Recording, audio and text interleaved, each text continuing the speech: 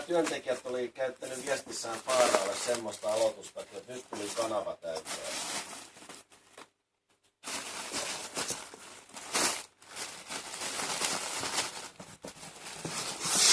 Universaali sanonta, että kaikilla kulttuureilla on joku tollainen, että joku tulee täyteen. Joo. Se on enemmän vaihdellut aina vaan sen mukaan, että missä eletään, että mikä on se, mikä täyttyy. Mä kuulin semmoisen jutun, että sinisen värin hahmottaminen on aika moderni ilmiö. Sininen väri on aika harvinainen luonnossa. Ja se, että vaikka taivas on sininen musta, ja jossain paikassa vesikin ihan kohtalaisen sinisiä lintuja, ja sammakoita ja hämähäkeissä sininen väri on parantuissa aika yleinen ilmiö.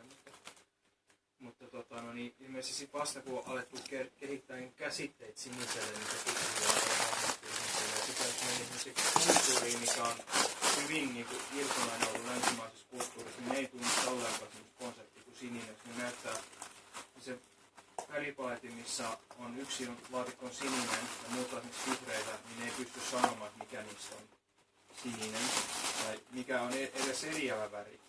Niin kysyt, että mikä väri on niin erilainen, niin ne ei pysty sanoa. Jos niin laitetaan melkein samanlaisia vihreitä, ne voi niissä sanoa, että yksi niistä vihreistä on aivan erilainen. Mutta johtuu kai siitä, että vihreä on sininen on harvinaisin väri, niin maailmassa törmää. Totta kai taivas on sininen, mutta se useimmiten on vaan tuolla harvemmin sen kanssa vaan tekemisissä. Mutta esimerkiksi suurin osa kasveista on vihreitä, niin mä veikkaan, että vihreä on ensimmäinen, mikä on tunnistamaan. Myös punainen ja keltainen on aika alkuperäistä. Ne on toiseksi yleisimmät värit. Myöskin, koska sinistä väriainetta on vaikea saada, niin sitä oli pitkään hankala. Ensimmäinen halpa sininen värihän tuli vasta joskus 1800-luvun puolessavälissä.